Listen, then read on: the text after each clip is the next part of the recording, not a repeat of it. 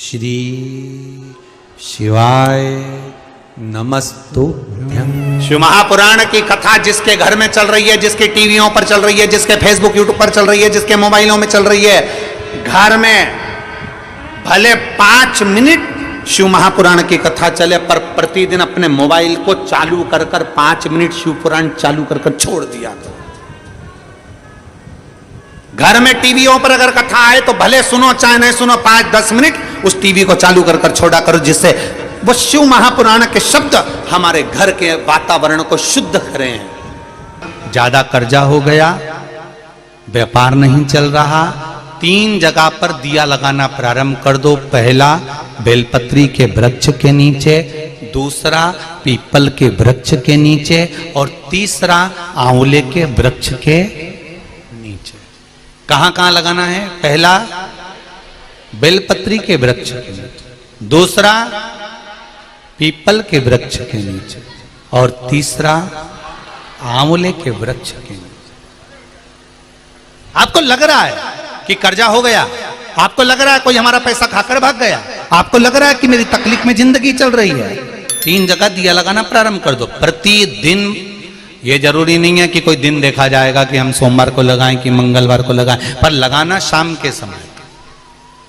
कब लगाना है? शाम को। शाम को क्यों? शाम का जो समय होता है, प्रदोष का जो काल होता है, समय जो होता है, ये समय शंकर और पार्वती के भ्रमण का समय होता है। भगवान शंकर ने जब लक्ष्मी जी का विवाह भगवान विष्णु के साथ कराया था, तब लक्ष्मी जी ने धन्यवाद दिया था शिव जी को, आप मुझे आदेश दो कि मैं आपकी सेवा क्या करूं। शंकर भगवान ने कहा मुझे सेवा की जरूरत नहीं है। लक्ष्मी जी कहती है नहीं, आपने मुझे नारायण से मिलवा दिया, कुछ तो कहिए प्रभु। शंकर भगवान ने कहा जब प्रदोष काल हो, शाम का समय हो, उस समय पर बेलपत्री, पीपल और आंवले के नीचे लक्ष्मी तो कुछ देर के लिए विराजमान हो जाना। जो तेरे इन वृक्षों के नीचे शाम को दीप लगाने आए, उसके घर तो पीछे पीछे चली जाना, बस इतनी कृपा कर देना। ये लक्ष्मी को वर दिया है शिव जी।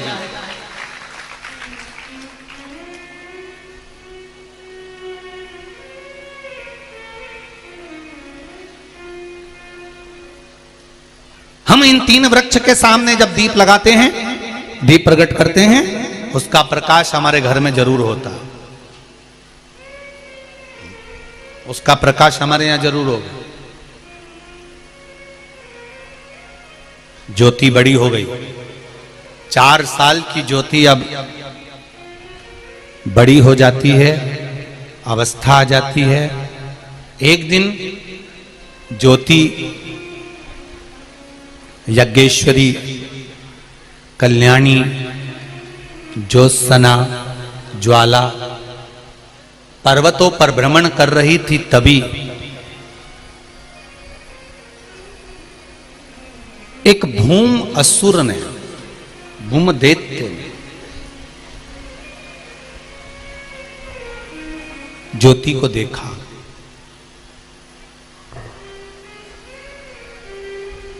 और ज्योति को देखकर वो उसकी ओर आसक्त हुआ।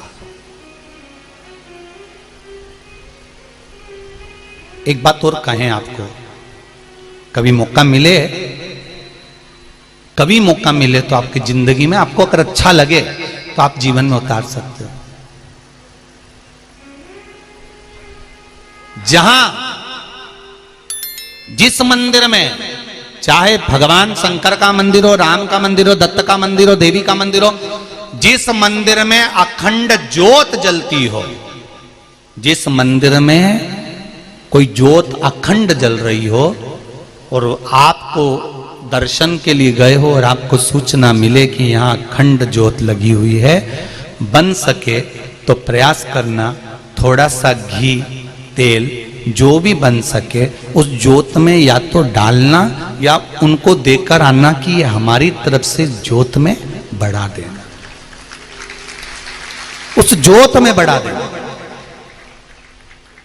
भारत के कई मंदिर ऐसे हैं जहां पर अखंड ज्योतें जलती हैं। मेरे ख्याल से छत्तीसगढ़ में भी बहुत मंदिर हैं ऐसे जहां पर अखंड ज्योत चाहे शिव मंदिर हो, देवी मंदिर हो, राम मंदिर हो, दत्त मंदिर हो, कृष्ण मंदिर हो, हनुमान मंदिर हो, ऐसे कई मंदिर, राजस्थान में भी कई मंदिर है, गुजरात में भी कई मंदिर है जहां ज्योति जलती रहती है, हिमाचल के कई मंदिर है, यहां तक बद्रीनारायण जी के मंदिर में अखंड ज्योत का वर्णन है। जहां अखंड ज्योत प्रकट होती है, जहां अखंड ज्योत, चाहे माता का मंदिर हो, शिव मंदिर हो, देवी का मंदिर, वहां प्रयास करो कि जब दर्शन करने जाओ, जब अपने मन में आ जाए कि यहाँ अखंड ज्योत जलती है, हम हमारे घर में अखंड ज्योत नहीं जला सकते, हमारे यहाँ अखंड ज्योत नहीं जल पाती, तो प्रयास करो कि थोड़ा सा घी तेल अगर बन सके, या कोई धन थोड़ा सा संपदा जो भी बन सके, कि हमारी तरफ से 1 महीना 15 दिन 20 दिन 25 दिन कुछ नहीं तो आधा घंटा हमारी तरफ से ये थोड़ा सा घी है, थोड़ा सा तेल है, आप ज्योत में डाल देना, ये ज्योत जल जाए। क्यों? क्योंकि ये ज्योत, जब जैसे आपको कहा कि पीपल के वृक्ष के नीचे, बेलपत्री के वृक्ष के नीचे, आंवले के वृक्ष के नीचे हम दिया लगाते हैं तो उसका प्रकाश हमारे घर में रहता है। हम जिस जगह पर अखंड ज्योत जलती है वहां थोड़ा सा भी समर्पण करते हैं तो उस अखंड ज्योत की अखंडता का फल हमारी 71 पीढ़ी को प्राप्त हो जाता है और हमारी पीढ़ी तर जाती है। उस अखंड ज्योत का फल हमको मिले।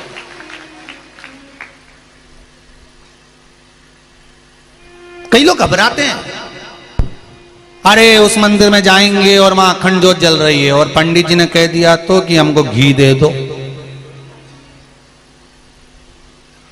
तीर्थ में जाओ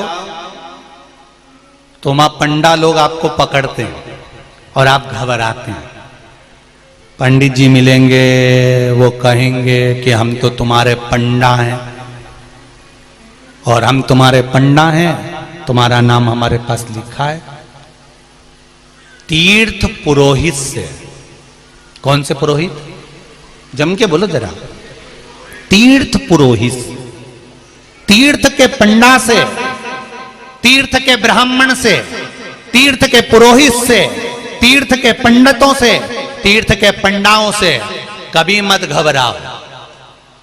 जब हमारे पूर्वज तीर्थ करने जाते थे, इनके पास जाते थे, आज तो तुम तीर्थ करने जाते हो तो होटल का रूम मिल जाता है, खाने के लिए मिल जाता है। पुराने समय के हमारे दादा परदादा जब तीर्थ जाते थे, ना रुकने की जगह मिलती थी, ना भोजन की जगह मिलती थी। तब ये हमारे तीर्थ के पंडा, तीर्थ पुरोहित, तीर्थ के ब्राह्मण अपना घर में से बाहर निकल जाते थे, अपने घर में अपने माता पिता को, पूर्वजों को रुकाते थे कि तुम रुको, अंदर चूल्हा है, आटा रखा है, बनाओ खाओ। घर के लोग, ब्राह्मण, पंडित, तीर्थ के पुरोहित घर के बाहर निकलकर मंदिर में जाकर सो जाते थे अपनी पत्नी और बच्चों को लेकर, और अपने आए हुए जजमानों को घर के अंदर कर देते थे कि तुम खुश रह लो, तुम सुखी से रह लो, तुम 4 दिन के लिए आए हो, 8 दिन के लिए आए हो। जब हमारे घर के पूर्वज जाते थे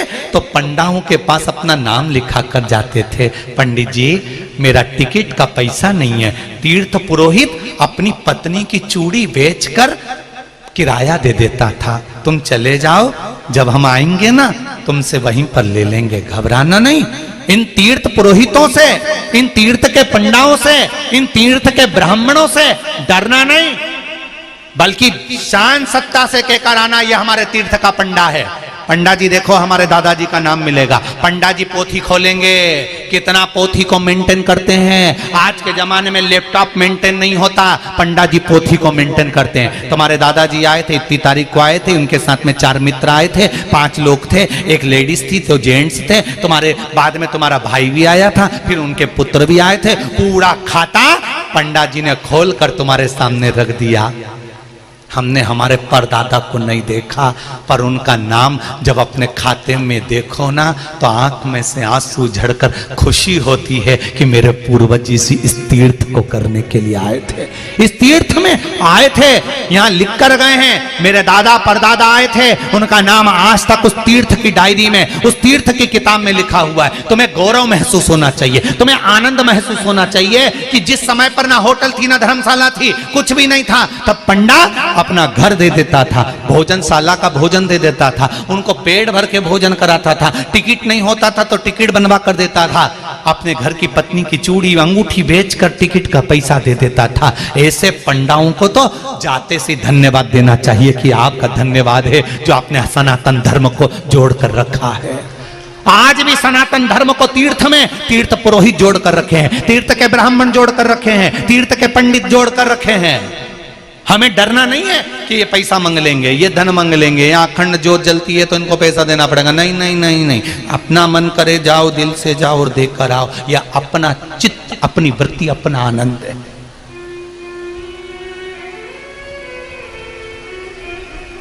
हुंड ने देखा, भूम ने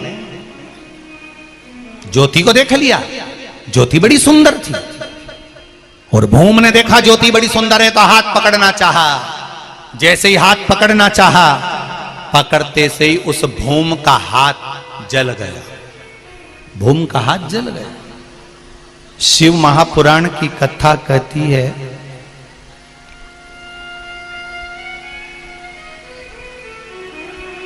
जो शिव मंदिर में दीप लगाता है, देवी मंदिर में दीप लगाता है, या माता शिव और शक्ति के नाम का दीप बेलपत्री के वृक्ष के नीचे लगाता है, उसकी जिंदगी में उसके बच्चों को कभी उदर से जुड़ा हुआ रोग नहीं हो सकता। शिव और शक्ति, शंकर और पार्वती, एक प्रयास करना, जिनके पेट में तकलीफ रहती हो, उदर में तकलीफ रहती हो, पेट दुखता ही रहता हो, भोजन पचता नहीं हो, या बड़ी बड़ी बीमारी पेट से जुड़ी हो जाती है। यहां तक कहूंगा, नारी को जिस स्थान पर बच्चा रहता और उस जगह पर गांठ पड़ गई हो, गांठ गल नहीं रही हो बच्चादानी की, या डॉक्टर बड़े ऑपरेशन का बोल रहा हो, तो एक निवेदन जरूर करूंगा कि बेलपत्री के वृक्ष के नीचे एक बेलपत्री का पत्ता रखकर उस पत्ते के सामने शिव और शक्ति का नाम लेकर भगवान शंकर और पार्वती के नाम से 2 बाती का दीप, कितनी बाती? 2 बाती का दीप शिवजी और माता पार्वती के नाम से लगा दे, विनती करे मां से, मां हे शिव, हमारा उदर से जुड़ा हुआ परेशानी है, भोजन पचता नहीं, बहुत एसिडिटी होती या तकलीफ होती, बाबा को विनती कर कर। जब तक दीप जल रहा है उसी बीच में उस बेलपत्री को उठाकर बेलपत्री के वृक्ष के नीचे ही चबा चबा कर खा लीजिए।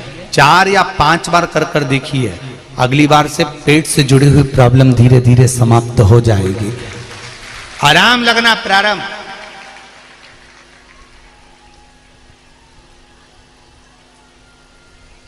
शिव का स्मरण करना, शंकर की भक्ति। तेरी कृपा बिना न हिले एक भी अणु, लेते हैं श्वास तेरी कृपा से तनो तनो। शंकर और पार्वती अलग नहीं है। जो शिव का भजन करते हैं, अगर वो सोचे हम पार्वती का भजन नहीं करते, हमें पार्वती से मतलब नहीं, हमें देवी जी से मतलब नहीं, तो भी शंकर नहीं मिल सकते। जो पार्वती का भजन करते हैं, देवी का भजन करते हैं, वो कहते हैं हमें शंकर से मतलब नहीं, तो भी पार्वती नहीं मिल सकती, मांबे नहीं मिल सकती। जो राम का भजन करते हैं और कहते हैं हम शंकर का भजन नहीं कर सकते, हमें शिव से मतलब नहीं, तो राम नहीं मिल सकता। कृष्ण का भजन करते हैं, हमें शंकर से मतलब नहीं, तो कृष्ण नहीं मिल सकता। मेरे भगवान की कथा कहती है 33 कोटि देवी देवता भी जिसका भजन करते हैं वो देव अधिदेव महादेव है, वो साधारण नहीं। अकाल मृत्यु वो मरे जो काम करे, चंडाल का काल उसका क्या बिगाड़े जो भक्त हो महा काल का। जो शंकर की आराधना करता है उसका बाल बांका नहीं हो सकता। पार्वती जी ने शिव जी से कहा, भोलेनाथ हमारी पुत्री ज्योति पर ये दैत्यों की दृष्टि पड़ रही है, क्या करा जाए?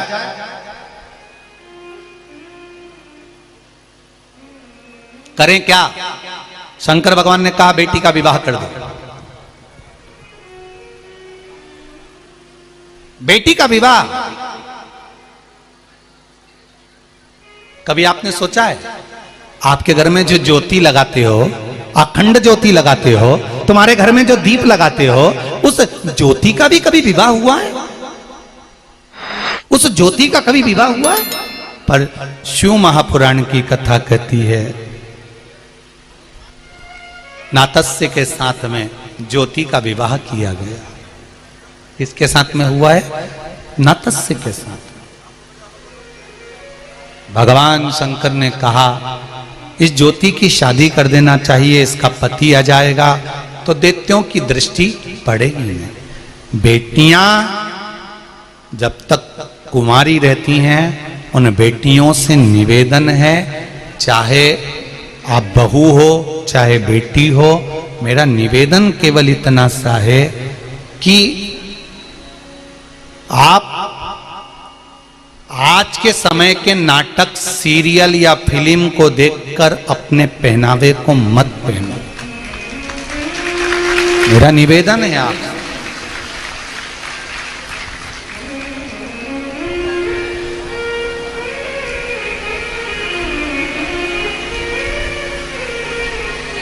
मेरा एक करबद्ध निवेदन रहा है, इन नाटकों को देखकर, सीरियल को देखकर, फिल्म को देखकर, जिन फिल्म में बेटियों को छोटे से छोटे वस्त्र पहनाए जाते हैं, मेरा निवेदन है इनके वस्त्रों को देखकर बेटियों को अपने वस्त्र छोटे नहीं करवाना।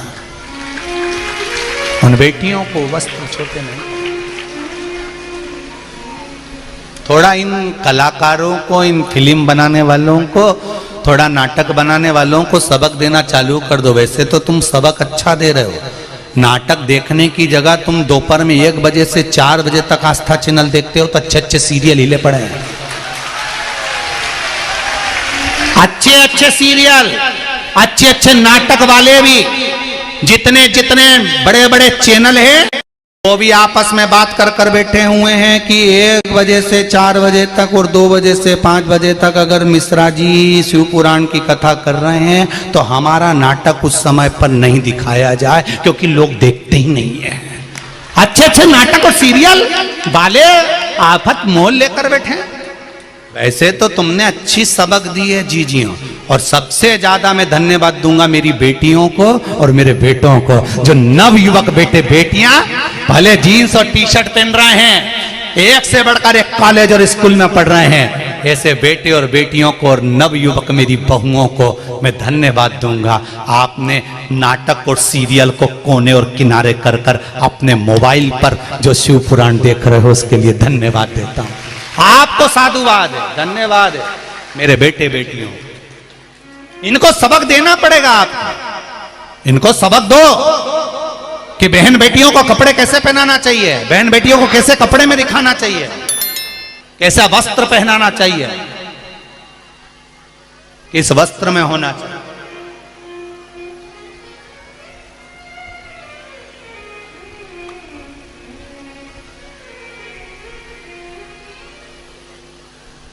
इधर चोट लग जाती है ना, तो डॉक्टर उस पर पट्टी बांध देता। पट्टी इसलिए बांधता है क्योंकि मक्खी नहीं भिनके। पट्टी अगर नहीं बांधेगा तो मक्खी भिनकेगी, घाव पर बैठेगी। हमारे भी शास्त्र कहते हैं पट्टी बांध के रखो, ये मक्खियां नहीं भिनकेंगी।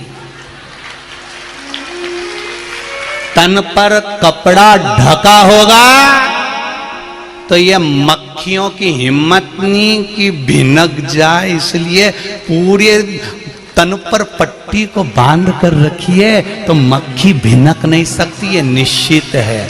घाव पे बैठने का मौका ही मत दो, और फिर भी अगर पट्टी बंदी और उसके बाद अगर मक्खी भिनकती दिख जाए तो खूब लड़ी मर्दानी तू तो फिर नहीं छोड़ना। जब पट्टी पर अगर मक्खी दिख जाए, पट्टी बंदी होने के बाद भी अगर मक्खी भिनकती दिख जाए तो व्यासपीठ से सीधी सीधी छूट है, खूब लड़ी मर्दानी झांसी वाली, फिर नहीं छोड़ना तुमको, फिर नहीं छोड़ना।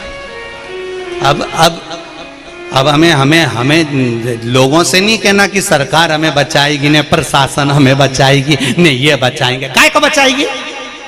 प्रशासन की जवाबदारी है कि तुम्हारे को बचाना। तुम में वो बल होना चाहिए, तुम में वो दम होना चाहिए कि किसी की दृष्टि तुम पे पड़ तो जाए। शंकर जी के मंदिर जा रहे हो, पूजन करने जा रहे हो, और तुम्हारे पास आकर कोई निंदा कर दे, बुराई कर दे, अपशब्द कह दे, तो मैं छोट मुंह पर जवाब देकर आना। तेरे से कुछ लिया, थारे काका जी का कुछ लिया, हमारा जल हमारा लोटा हम चढ़ाए, हमारी मर्जी, तू मत टोकना। आज के बाद समझ लेना, वरना यहां के रुपट्टे को कमर पर कभी भी ला सकती हूं, बोल कर चलना। सुनना नहीं है, शिव की आराधना करना है। ज्योति भूम नाम का दैत्य सामने आ गया। पार्वती जी को लगा मेरी बेटी पर ये आक्रमण करेगा। पार्वती जी देखती रही और ज्योति का जैसे ही हाथ भूम नाम के दैत्य ने पकड़ा, पकड़ते से ही ज्योति को क्रोध आ गया। जो ज्योति 4 वर्ष की थी वो 14 वर्ष की हुई। 14 वर्ष की अवस्था में जब सुंदरता आई और भूम ने जैसे ही ज्योति को पकड़ना चाहा, ज्योति ने ये नहीं कहा कि शंकर जी बचाएंगे कि पार्वती जी बचाएगी। ज्योति ने अपना विकराल रूप लिया और ज्योति ज्वाला देवी बन गई, और ज्वाला बनकर उसने तुरंत उस भूम का संहार कर दिया। एक क्षण की देरी नहीं करी, एक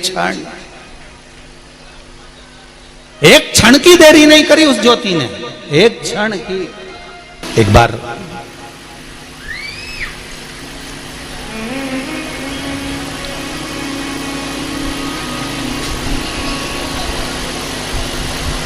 माता पार्वती जी तप मुद्रा में बैठी हुई थी।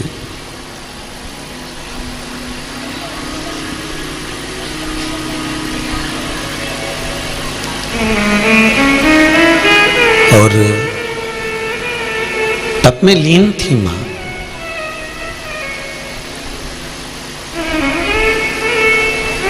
कहते हैं 41 वर्ष माता पार्वती को तप करते करते हो गए थे। विवाह के बाद पहली बार मां इतने लंबे समय के लिए तप करने बैठी थी।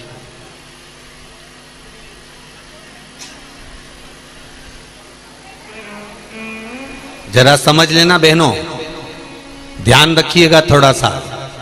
शादी के पहले आप व्रत कर लोगी, बहुत अच्छे से कर लोगी। शादी के पहले संकट सोमवार कर लोगी, बहुत अच्छे से कर लोगी। शादी के पहले सोमवार कर लोगी, बहुत अच्छे से कर लोगी। शादी के पहले तीज कर लोगी, चतुर्थी कर लोगी, छठ कर लोगी, सप्तमी कर लोगी। सारे व्रत शादी के पहले बहुत अच्छे से कर सकती हो। पर शादी के बाद जो आप व्रत करते हो ना, इस व्रत को करने के लिए शरीर, परिवार, कुटुंब, कबीला, मन, चित्त और वृत्ति, ये थोड़ी बलवान बनाना पड़ती है।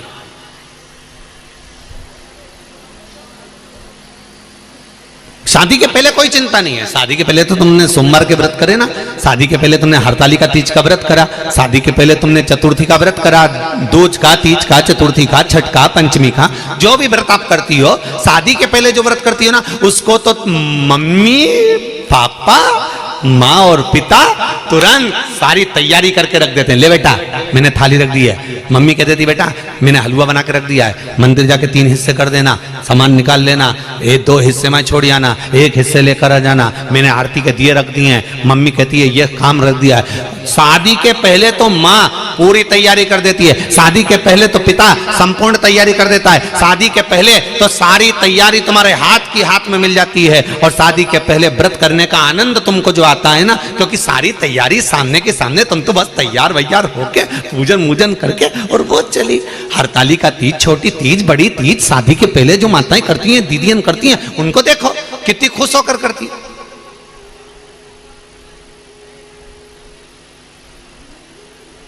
पर वही व्रत शादी के बाद जब करा जाता है, इधर से बच्चे, इधर से पति, सास ससुर, देवर जेठ, काका सास, काका ससुर, सासू, बुआ सास, सारे रिश्तेदार, कुटुंब, कबीले, सबको साधना है, भोजन भी तैयार करना है, पूजन की थाली भी लगाना है, पूजन करने भी बैठना है, बच्चों का स्कूल से आने का समय भी हो गया, भेजने का समय भी हो गया, टिफिन भी बनाना है, काम भी सारा करना है, और उस बीच में भगवान का भजन भी करना है। कितना कठिन काम है, जरा विचार करिएगा शादी का पहले और बाद में। माता पार्वती 41 वर्ष विवाह के बाद में माता पार्वती जी ने जो तप साधना करी, साधना करते ही माता पार्वती जी के शरीर से एक ज्योत प्रकट होने लगी, एक ज्योति प्रकट होने लगी। तप का बल प्रकट होने लगा।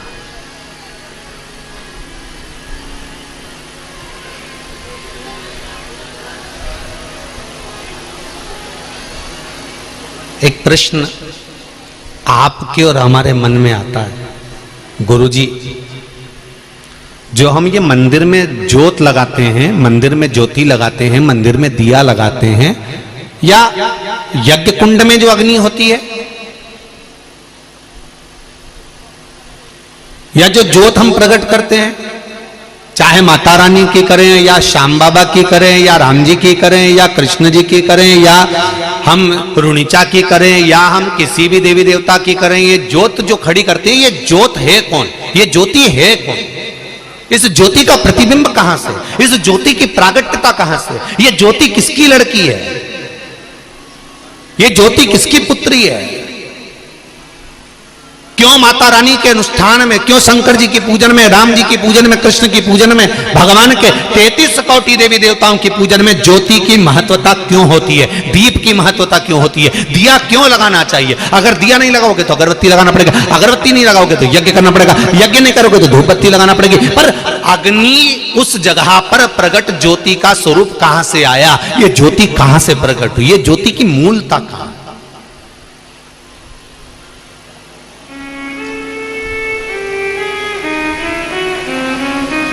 क्यों देवी के मंदिर में अखंड ज्योत जलती रहती है?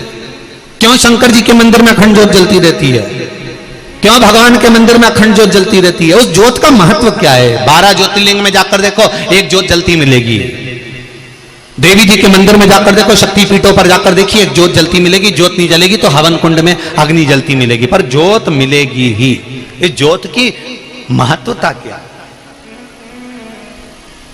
कौन है ये ज्योति? 41 वर्ष मां तब साधना में लीन है, तब कर रही।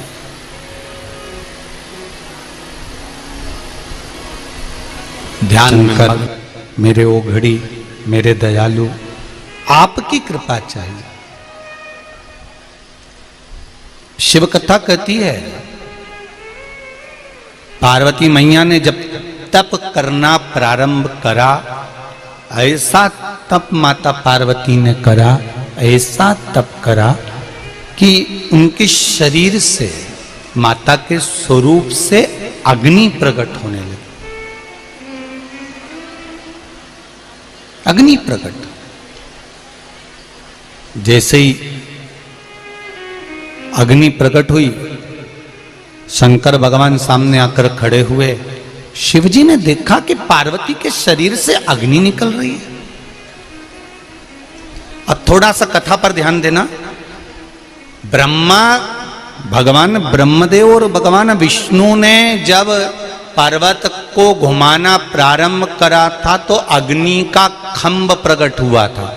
मतलब शंकर भगवान को भी ज्योतिर्लिंग कहते हैं, मतलब जिसमें ज्योति समाई है, शिव का स्वरूप समाया।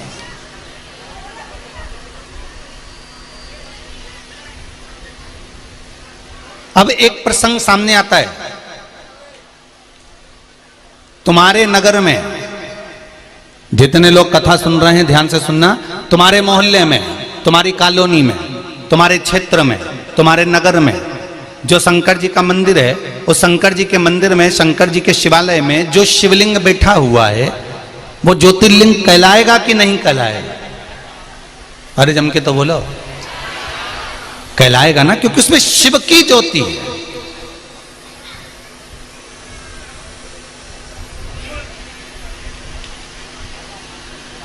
पूरे विश्व में, पूरे विश्व में जो भी शंकर के शिवालय हैं, शंकर के शिवलिंग हैं, जो भी शंकर के मंदिर हैं, उस शिवालय में शंकर भगवान चाहे छोटे से हो, चाहे मोटे से हो, चाहे बड़े हो, चाहे लंबे हो, चाहे छोटे हो, जैसा भी शिवलिंग है, भले वो पारत का है, पाषाण का है, मूंगा का है, हीरा का हो, पुखराज का हो, मोती का हो, पार्थिव हो, जो भी शिवलिंग तुम्हारे मंदिर में है या तुम्हारे मोहल्ले में, नगर में, गांव में, क्षेत्र में, जहां पर भी है, कोई शिवलिंग ऐसा नहीं है जिसमें शंकर की ज्योति नहीं है। प्रत्येक शिवलिंग के अंदर शंकर भगवान की ज्योति विराजमान होती है, प्रत्येक शिव के अंदर, प्रत्येक शिवलिंग।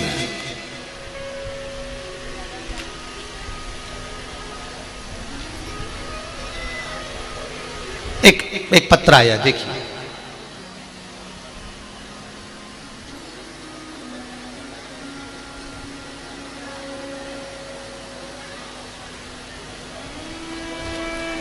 गुरुजी, मैं भिलाई से नगर कोहका से आई हूं। मेरा नाम आरती नेमा है। कहीं आरती नेमा बैठी हो तो हाथ हिलाइएगा। आप ही का नाम है? दोनों हाथ हिला दो एक बार। हर हर महादेव।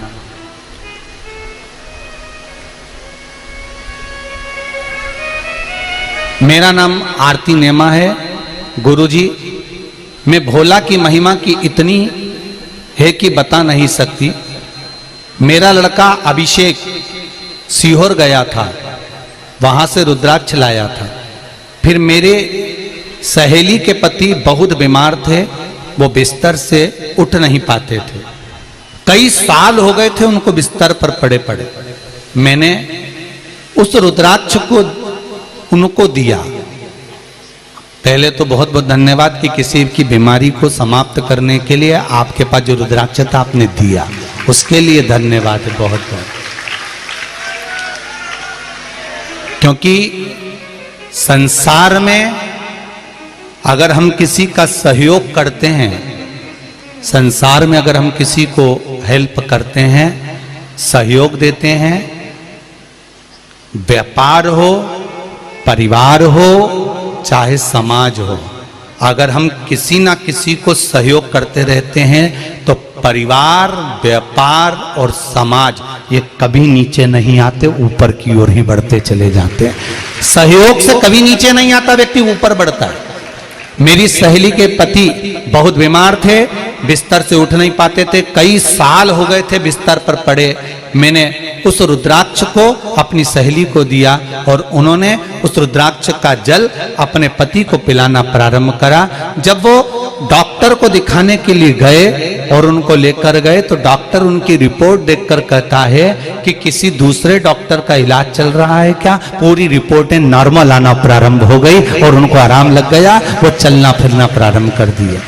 बैठो बहन, हर हर महादेव। शिव कृपा। एक पत्र और है बड़ा सुंदर, देखिए।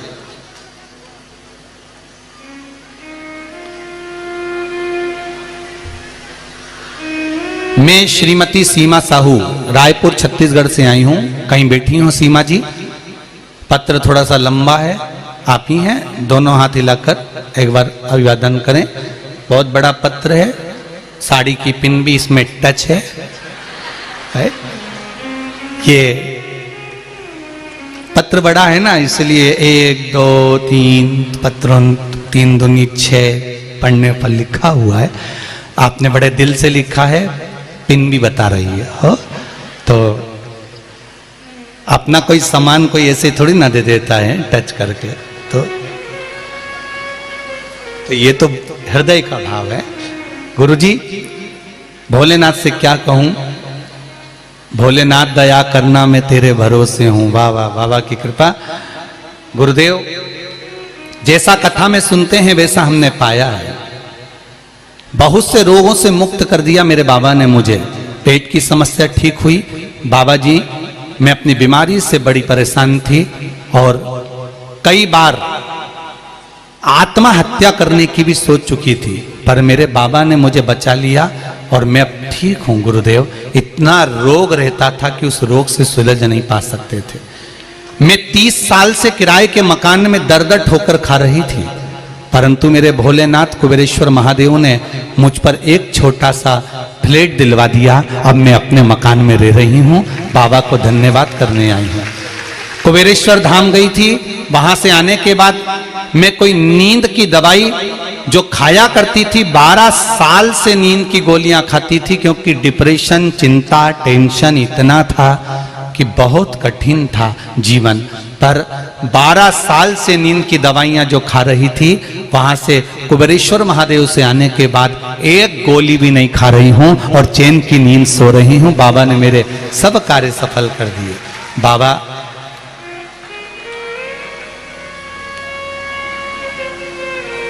हम एक लोटा जल बाबा के मंदिर जाकर चढ़ा रहे हैं। जब से चढ़ा रहे हैं बाबा ने हाथ पकड़ रखा है। गुरुदेव मैं प्रणाम करने आई हूं। दीदी श्री शिवाय नमस्ते। जैसा मेरी बहन ने लिखा, इतना डिप्रेशन, इतनी चिंता, इतनी परेशानी, जिंदगी का सारा दुख भगवान ने मुझको दे दिया।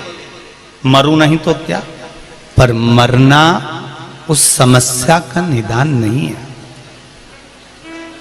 कर्जा हो गया, हो जान दो। कोई पैसे खा गया, खा जान दो। कब्जा कर लिया, कर लेन दो। रिश्तेदारों ने जायदाद ले ली, ले लेन दो।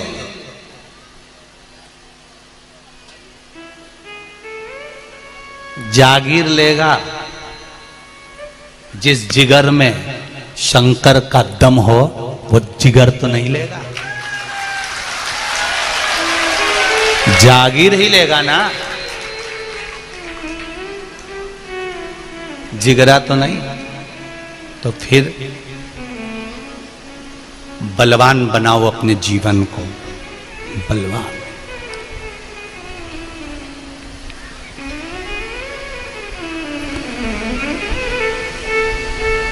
भारत की भूमि के सिंहासन पर बैठकर आत्मनिर्भर भारत का सपना कोई देख रहा है और उस सपने को आपको भी दिखाया जा रहा है कि आत्मनिर्भर बनो।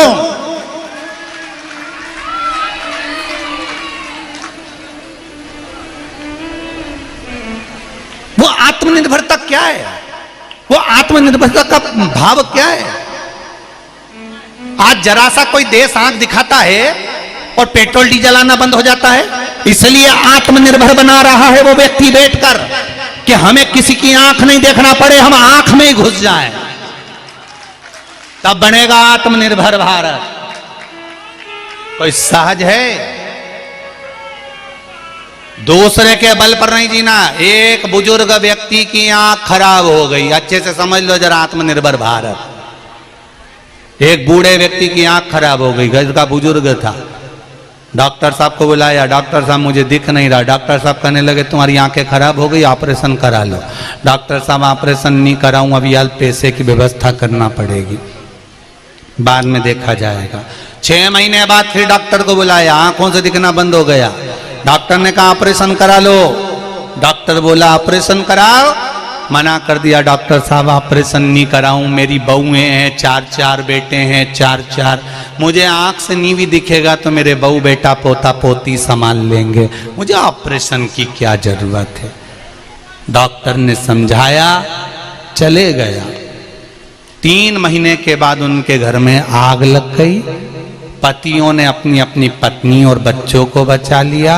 बुढ़ा व्यक्ति जो आंख से अंधा था वो अंदर की अंदर रह गया। पड़ोसियों ने जाकर उसको बाहर निकाला। तब उससे कहा कि हमने तुम्हें बाहर निकाल दिया। उस आंख के अंधे व्यक्ति ने तुरंत अपने डॉक्टर के पास जाकर कहा, मेरी आंखें लगा दो। अगर मेरी आंख होती तो मुझे अंदर पड़े रहना नहीं पड़ता, दूसरे पर निर्भर नहीं रहना पड़ता। मैं खुद देख लेता कि आग लग गई है तो निकल कर बाहर हो जाता। आत्मनिर्भर होना बहुत जरूरी है, नहीं तो कोई आग लगाकर पटक देगा और तुम जलते रहेगा। स्वयं बनिए आत्मनिर्भर।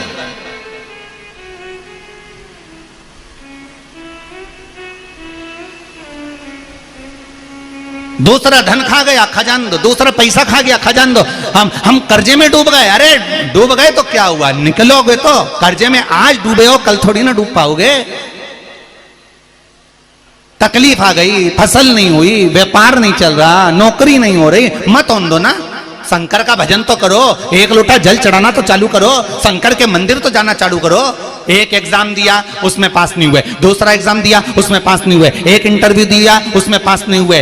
अरे भारत का गौरव रहे पूर्व में समय के अनुसार एक स्मरण कराऊं, 15 बार इंटरव्यू दिया और 15 बार फेल हो गए, 15 बार चुनाव लड़े और 15 बार हार गए, तो भी हिम्मत नहीं आ रही। 16वीं बार फिर चुनाव लड़ने का सोच लिया तो जीत गए। तो ऐसे ऐसे पद हैं संसार में, तुम देखो तो कब तक हार भी कब तक हार देगी।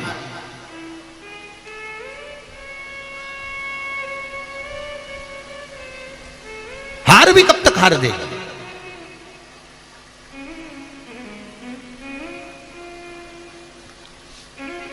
परसों भारत की बेटियों ने कमाल करा।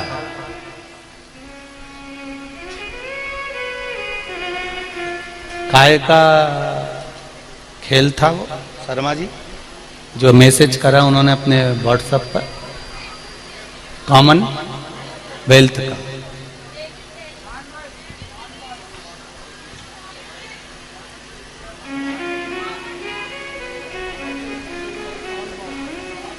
नॉन वॉल का कॉमनवेल्थ का जो गेम था, उन बेटियों ने मैसेज करा है व्हाट्सएप पर कि पूज्य गुरुदेव को बताना हम 3 बार हार चुके थे, 4थी बार हमने विचार कर लिया कि सोमवार का दिन है, काम करते हैं, सब सोमवार का व्रत रखते हैं और 1 लोटा पानी चढ़ाकर फिर चलते हैं।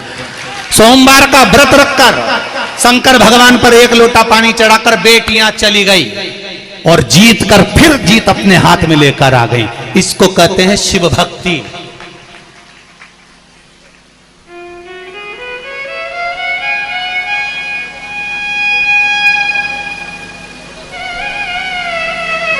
इस भारत की भूमि की वो राष्ट्रपति बनी है। उनसे पूछा जाए, उन्होंने अपनी भाषा में ट्वीट करा है कि मुझे जो कुछ मिला है, मुझे किसने संभाला, उन्होंने ट्वीट करा है ट्विटर पर, मुझे संभाला किसी ने और मेरा साथ अगर किसी ने दिया है और मुझे अगर राष्ट्रपति के सिंहासन पर भी बिठाया है तो कोई दूसरा नहीं, मेरा देवाधिदेव महादेव ने बिठाया है। अब तो राष्ट्रपति भी अपना ट्वीट कर कर बोलते हैं कि शंकर की कृपा है। बेटियां युद्ध के मैदान में जाती हैं, कंपटीशन एग्जाम में जाती हैं तो कहती हैं सोमवार का व्रत का फल है। एक बॉडी बिल्डर भी अपने कंपटीशन एग्जाम में उतरता है तो उसकी मां लिखकर भेजती है, गुरुजी से कहना धन्यवाद, मेरा बेटा पशुपति व्रत का आनंद कर कर। ये शिव है, ये शंकर है। क्योंकि दुनिया के लोग पहचान गए कि हम अगर हार भी रहे हैं तो दुनिया के लोग हमारा पैसा खा सकते हैं, दुनिया के लोग हमारी जागीर खा सकते हैं, हमारी प्रॉपर्टी खा सकते हैं, पर जिगरा नहीं खा सकते। जिस दिल में देवाधिदेव महादेव बैठ जाए वो दिल की जीत एक न एक दिन निश्चित होती है। आप उससे दिल तो लगाइए, आप उसको अपना तो बनाइए। आज पूरा विश्व, पूरा देश, और देश ही नहीं विदेश में बैठे हुए लोग भी भगवान शंकर को 1 लोटा जल चढ़ा रहे हैं तो उनका 1 लोटा चढ़ाया गया जल खाली नहीं जाएगा। शंकर भगवान को ज्योतिर्लिंग कहा जाता है। अग्नि के खंभ से प्रकट हुआ है शिवलिंग, तो हर शिवलिंग में ज्योति शंकर की है, वो फल देगी, निश्चित है वो फल देगी। जब शंकर के शिवलिंग में ज्योति शिव की है तो माता के जितने शक्ति पीठ हैं, माता के जितने मंदिर हैं, माता के जितने स्थान हैं, ये भी ज्योति की एक स्वरूप है, ज्योति का एक स्वरूप।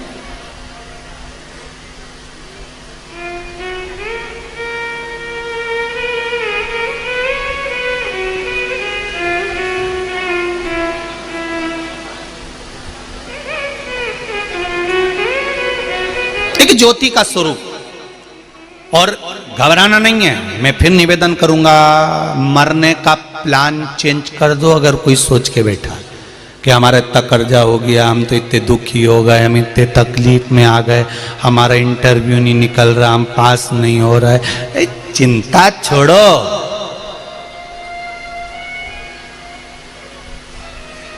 तुम तो छाती पे हरी मूंग दलो, अपने टेंशन मेंशन नहीं करो। कई माताएं कहती हैं हमारे 12 साल हो गए शादी को, बच्चे नहीं है, 14 साल हो गए, 20 साल हो गए, लोग अब शब्द कहते हैं, काय का चिंता। शंकर पर विश्वास है, शिव पर भरोसा है, और अगर शंकर पर भरोसा है तो एक लोटा जल चढ़ाना चालू कर दे, और उसके सामने जब बैठे, शिव के सम्मुख में जब जाए तो दिल से उसको कहो,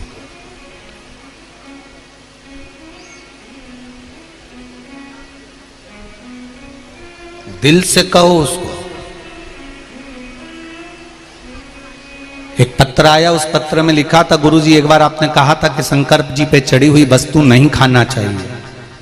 एक पत्र में गुरुजी आपने एक बार कथा में कहा था कि शिव जी पे चढ़ा हुआ सामान नहीं खाना चाहिए, वो बैरागी, त्यागी, साधु, संत, सन्यासी, तपस्वी, साधक, उपासक, उनके हिस्से का होता है। केवल नर्मदेश्वर महादेव कैसे होते हैं जिन पर चढ़ा हुआ खा सकते हो, तो हम लोग बेलपत्री खाते हैं, तो वो खाएं कि नहीं खाएं। हमने अगर कहा है तो एक बात हमने आपको बार बार कही है कि शंकर जी से एक बेलपत्र अगर खाने की ला रहे हो तो क्या बोल कर लाना कि बाबा औषधि दे दीजिए। बोला कि नहीं बोला था? अरे बोलो तो जम के, बोला था ना। हमें शिवजी से चढ़ा हुआ सामान नहीं चाहिए, हमें शंकर भगवान से औषधि लाना है। हम उनका लड्डू नहीं खा रहे, हम उनका पेड़ा नहीं, हम तो उनसे उनकी औषधि मांग कर ला रहे हैं कि आपकी एक बेलपत्र दे दो और इसको औषधि बनाकर दे दीजिए। आपका चढ़ा हुआ जल आप औषधि बनाकर दे दीजिए, आप पर चढ़ी हुई बेलपत्र औषधि बनाकर दे दीजिए। हम शिव जी की शिव महापुराण का एक एक प्रसंग हमारी जिंदगी में उतार कर रखिए कि गुरु जी ने क्या बोला और किस तरह से बोला और उसका फल क्या है और उसका स्वरूप क्या है, उसको उतारिए अपने जीवन में, आपको मिलेगा।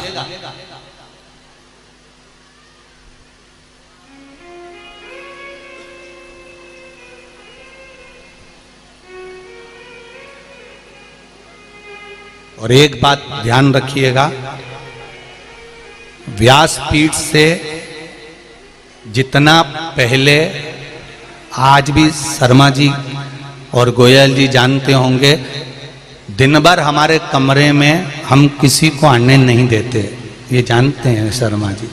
और आपने देखा होगा दिन भर हमारी केवल एक पढ़ाई चलती रहती है, ये शिव पुराण भली और बाबा भला। दिन भर जितना आपको, और आज से नहीं पहले से नियम है, व्यासपीठ से वही बताया जाता है जो शिव महापुराण में या गर्ग संहिता में या स्कंद पुराण में, पद्म पुराण में, नर्मदा पुराण में, लिंग पुराण में, भविष्य पुराण में, देवी भागवत में जो हमको निचोड़ मिल जाता है उसको लिख कर रख लेते हैं और उसको रखकर फिर आप तक पहुंचाया जाता है, जिससे ये जीवन का कल्याण कर सके, जो शास्त्र के अनुकूल हो, शास्त्र के अनुकूल।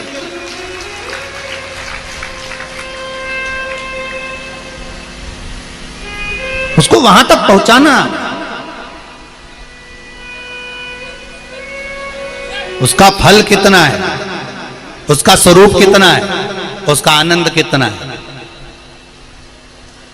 महाराज शिव महापुराण की कथा कहती है, भगवान शंकर का चरित्र कहता है, माता पार्वती जी ने जो तप साधना करी, उस तप साधना से ज्योति प्रकट हो गई। जैसे ही ज्योति प्रकट हुई तो शंकर भगवान ने आकर दर्शन किया। दर्शन किया, पार्वती से पूछा, पार्वती, हे पार्वती उठो, दर्शन करो तुम मेरा।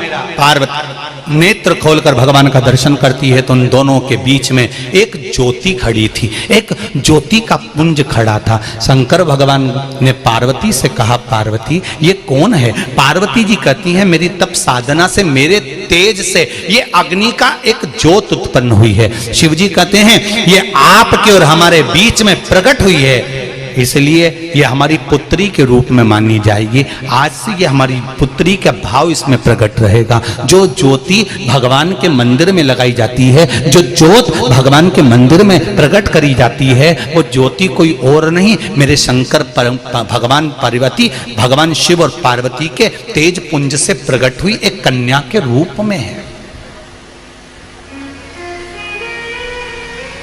जिसको ज्योत्सना, ज्योति, कल्याणी, यज्ञेश्वरी कहा जाता है।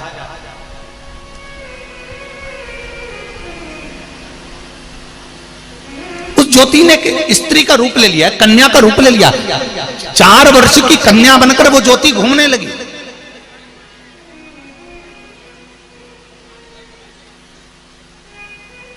चार वर्ष की कन्या बनकर ज्योति घूमने लगी।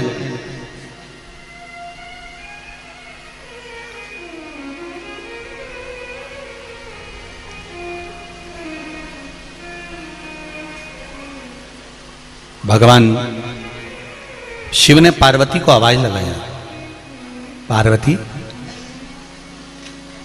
ए पार्वती। पार्वती जी बोली, हां प्रभु बोलिए।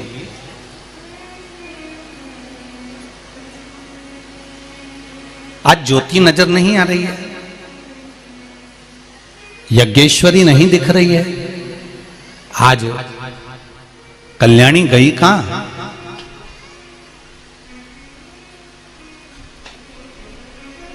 ये यज्ञेश्वरी, ज्योति, कल्याणी, ज्योत्सना है कहां? ज्वाला है कहां? दिख नहीं रही।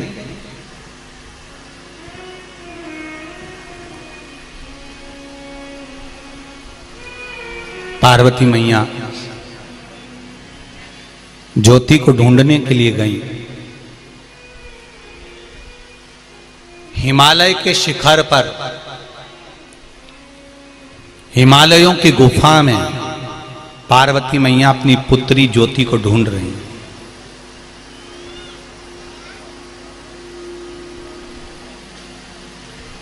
एक स्थान पर ज्योति बैठी, भगवान शिव और पार्वती का सुंदर स्वरूप धारण कर कर भगवान शंकर और पार्वती का स्मरण कर रही थी, बैठी थी और माता पिता का स्मरण कर रही थी। पार्वती जी का दर्शन हुआ।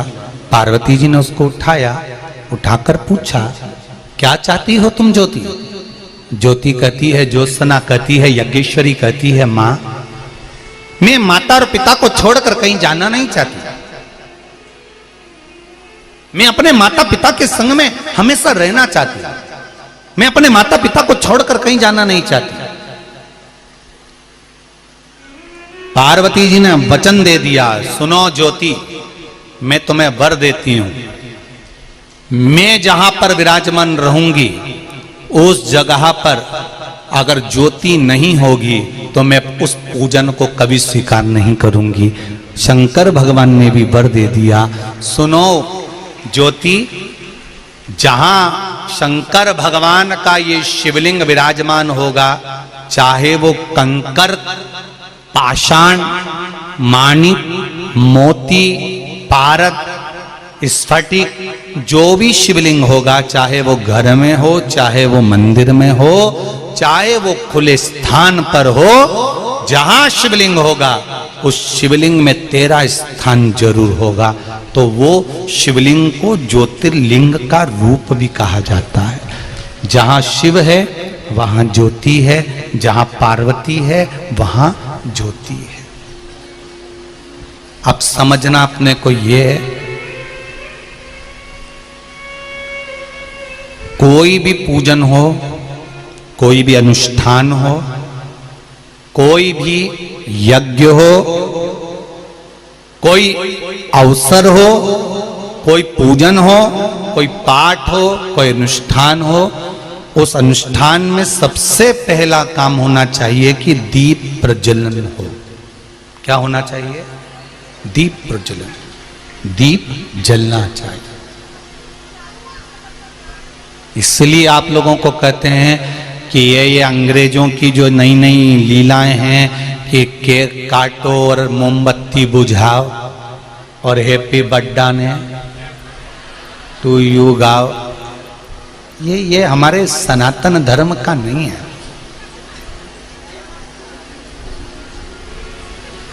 हमारा सनातन धर्म कभी नहीं कहता कि काटो और खाओ। सनातन धर्म में यह कभी नहीं हुआ कि काटो और खाओ। सनातन धर्म में तो आज भी भगवान कृष्ण का जन्मोत्सव मनाया जाता है, राम जी का जन्मोत्सव मनाया जाता है, भगवान दत्त का जन्मोत्सव मनाया जाता है, प्रागट्य उत्सव मनाया जाता है। तो हमारे यहाँ आज भी भागवत जी में जब भगवान कृष्ण का जन्मोत्सव मनाते हैं तो लड्डू बंटवाते हैं। लड्डू बंटवाना मतलब जो नुक्ती, मोतीचूर नुक्ती अलग अलग रहती है, रवा अलग अलग रहता है, बेसन अलग अलग रहता है, उनको जोड़ दिया जाता है और जोड़कर एक करा जाता है। तो वो जन्मदिन काम का रहता है कि सबको जोड़कर एक कर दो। सनातन धर्म में ये नहीं है कि काट के अलग कर दो। यहाँ ये पुराना जो दूसरा धर्म है इसमें काट कर अलग कर कर खा जाते हैं, पर सनातन धर्म कहता है समझ जाओ, सीख जाओ कि ये दुनिया के लोग हैप्पी बर्थडे टू यू में काट कर अलग कर कर खा रहे हैं। ये बता रहे हैं तुमको कि हम तुमको परिवार में से धीरे से काटेंगे, तेरा जन्मदिन रोड पे जाके मनाएंगे, तू बहुत जोरदार है, बहुत बढ़िया है, गाड़ी के बोनट पे केक रखेंगे, काटेंगे और तेरे को परिवार से अलग खींचना चालू करेंगे, मित्र बनेंगे, सखा बनेंगे और तेरे ही पैसे को बर्बाद कर कर अलग कर करके तेरा भाई बुरा, तेरी माँ बुरी, तेरे पिता बुरे, तेरे भाई बंधु सखा बुरे, उसकी दिमाग में भर भर कर, क्योंकि जैसे केक काट कर अलग करा गया, खाया गया, ऐसे ही परिवार के किसी व्यक्ति को काट कर अलग करा जाता है, दोस्तों के द्वारा धीरे धीरे धीरे दूसरे धर्म में प्रवेश करा देते हैं और फिर उसको पूरा की पूरा निकल जाते हैं, निकल जाते। ये सनातन धर्म के विरोधी हैं। सनातन धर्म कभी नहीं कहता कि तुम केक काट कर अलग करो और खा जाओ, ये दूसरे लोग लगे हुए हैं।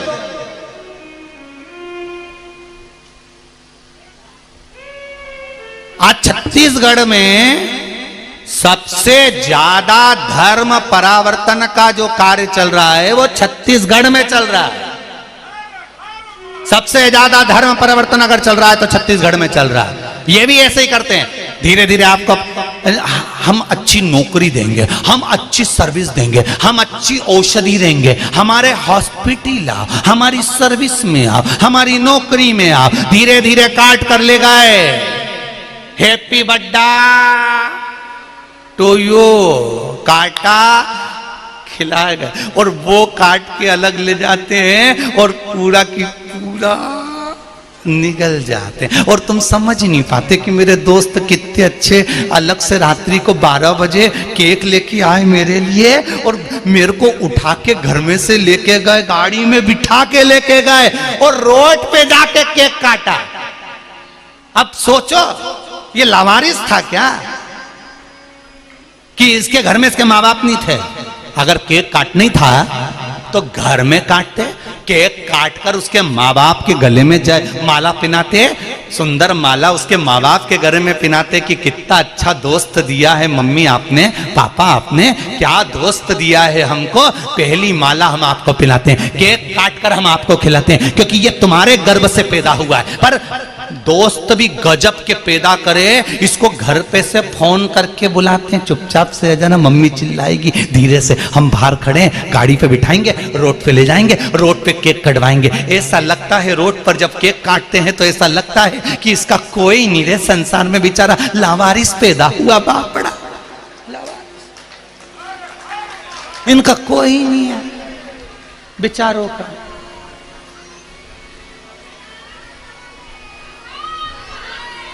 पूरा परिवार छोड़कर अकेले ले जाकर केक कटवा रहे हैं, पूरा परिवार छोड़कर उसको अपनी ओर खींच रहे हैं, और परिवार में उसका मुख मोड़वा दिया, तेरी बहन अच्छी नहीं, तेरा भाई अच्छा नहीं, पापा तेरे बारे में नहीं सोचते, मम्मी तेरे बारे में नहीं सोचती, उसके दिमाग में बुद्धि में भरना चालू कर दिया। और धीरे धीरे धीरे धीरे उसको सनातन धर्म से हटाकर दूसरे धर्म में ले गए। तू हमारी ओर आ, हमारे साथ चल, हमारी ओर चल, चल हम तुझे बताएंगे ऐसा होता है वैसा होता है, और जोड़ दिया। मेरा निवेदन है रे, झूठी गुलाब जामुन मत खाओ, घर की सूखी रोटी खा लोगे तो भी चैन की नींद सोगे, और वो गुलाब जामुन खा गए तो एक दिन भ्रष्टा में पड़े रहोगे। कांटे में रहने वाला गुलाब बहुत जोरदार होता है, चाशनी में पड़ी हुई गुलाब जामुन तो खाने के बाद मां पड़ी रहती है भ्रष्टा में, कई मतलब की नहीं है। सनातन धर्म से जोरदार कोई धर्म नहीं है, सनातन धर्म से जोरदार कोई धर्म नहीं है। इसलिए कहते धर्म की अधर्म का, प्राणियों में विश्व का, और विश्व का कल्याण तब होगा जब तुम भगवान के मंदिर में एक लोटा जल संपूर्ण विश्व के कल्याण के लिए चढ़ाओगे, संपूर्ण विश्व के कल्याण। मुझे प्रसन्नता होती है, बेरसिया के, मध्य प्रदेश के बेरसिया के शिशु विद्या मंदिर में पार्थिव शिवलिंग का निर्माण हुआ। पूरे टीचरों ने और पूरे स्टूडेंटों ने पार्थिव शिवलिंग का निर्माण कर कर पूजन करी। मैं पूरे विद्यालय को धन्यवाद देता हूं, पूरे विद्यालय को धन्यवाद देता हूं, जिस विद्यालय में भगवान शंकर के शिवलिंग का निर्माण कराकर पूजन कराई गई। हमारा सनातन धर्म, बच्चों को ज्ञात होना चाहिए कि सनातन धर्म की प्रबलता क्या है, ज्योति का स्वरूप क्या है। शंकर भगवान ने कहा जहां शिव रहेगा वहां ज्योति रहेगी। पार्वती जी कहती हैं जहां जगदम्बा रहेगी, दुर्गा रहेगी, भवानी रहेगी, वहां ज्योति रहेगी। आपसे भी निवेदन है, जब भी किसी देवी देवता का पूजन करो, ज्योति अवश्य लगा। दिया बुझाने का काम नहीं करना, हमें दिया जलाने का काम करना है, दीप प्रकट करने का काम करना है, हमें दीप लगाने का कार्य करना। लाई एक फूली उस दीप के अंदर अगर डली होती है तो हमारे एक वर्ष कितनी लक्ष्मी यहां पर विराजमान होना है, कितनी लक्ष्मी आना है, उसका प्रमाण क्या होना है, ये सत्यवीर उस प्रमाण को देता है, उस प्रमाण को वो सत्यवीर देता है। शिव महापुराण की कथा कहती है, भगवान शंकर जो आनंद की राशि हैं, ब्रह्मा और विष्णु जिनको प्रकट कर कर लिंगायत रूप में प्रकट करते हैं, उन लिंगायत रूप में प्रकट हुए बाबा देव अधिदेव महादेव भगवान शंकर विराजमान होते हैं। तभी भगवान ब्रह्मा और भगवान विष्णु उस शिवलिंग के चरण और शीश ढूंढने के लिए जाते हैं।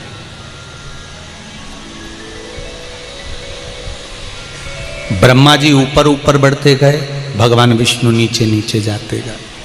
भगवान विष्णु को चरण नहीं मिले, उन्होंने एक बार सत्य कह दिया और एक बार मुख से कह दिया, सत्य का बखान कर दिया, और एक बार सत्य कहा कि मुझे भगवान शंकर के चरण नहीं मिले तो वो नहीं मिले। भगवान स्कंद पुराण के अंतर्गत भगवान विष्णु का नाम सत्य नारायण रख दिया, क्योंकि उन्होंने सत्य बोल दिया।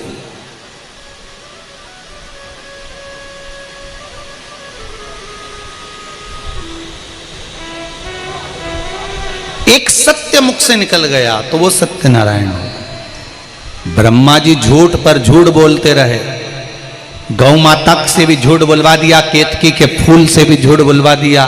ब्रह्मा जी झूठ पर झूठ बोलते रहे, केतकी का फूल भी झूठ बोल रहा है, गौ माता भी झूठ बोल रही है और ब्रह्मा भी झूठ बोल रहा है।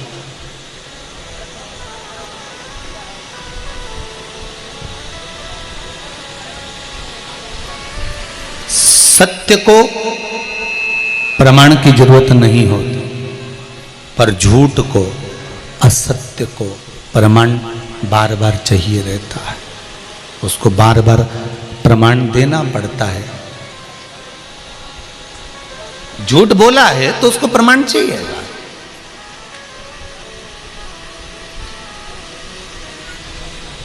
ब्रह्मा जी का सिर कट गया, केतकी के पुष्प को श्राप लग गया, गौ माता के मुख को श्राप लग गया, गौ माता के मुख को श्राप लगा कि हे गौ माता, मैं आपको श्राप देता हूं, आपने इस मुख से झूठ बोला है, इस वाणी से झूठ बोला है, संसार में आपका पूरा शरीर पुजाएगा। गौ माता की पूंछ पुजाएगी, पीठ पुजाएगी, चरण पुजाएंगे, सींग पुजाएगा, मुख पुजाएगा, पर जिस मुख से गौ माता तुमने झूठ बोला है, तुम्हारा ये मुख आप पूज्य होगा। गौ माता तुम झूठ बोली। अब एक विचार करो जरा अच्छे से, सारे जितने लोग आस्था चैनल पर कथा सुन रहे हो, फेसबुक यूट्यूब पर सुन रहे हो, चाहे छत्तीसगढ़ की इस पावन धरा पर भाटापारा में बैठकर कथा सुन रहे हो, एक मन में विचार करिएगा, चित्त वृत्ति में विचार करिएगा कि गौ माता ने तो केवल एक झूठ बोला था और गौ माता का मुख आज तक अपवित्र माना गया कि उसने झूठ बोल जो भी दिया, उपाय बताए हैं, अगर आप असत्य बोल अपने दिया। जीवन में निरंतर करते हो तो आपको अवश्य ही लाभ प्राप्त होगा। और तो हम इसी के साथ आज के श्री 24 घंटा वो मोबाइल पे ना जाने कितनी बार झूठ बोल जाते हैं, तो तुम्हारा मुख कौन सा पवित्र माना जाए? नहीं किया है तो प्लीज चैनल को सब्सक्राइब करके कमेंट बॉक्स में हर हर महादेव लिखकर अपनी हाजिर भगवान शिव शंकर के नाम में अवश्य लगाएं और हमारी इस वीडियो को एक दिल से लाइक जरूर करें। तो भक्तों मिलते हैं एक और नई कथा के साथ, तब तक के लिए हर हर महादेव।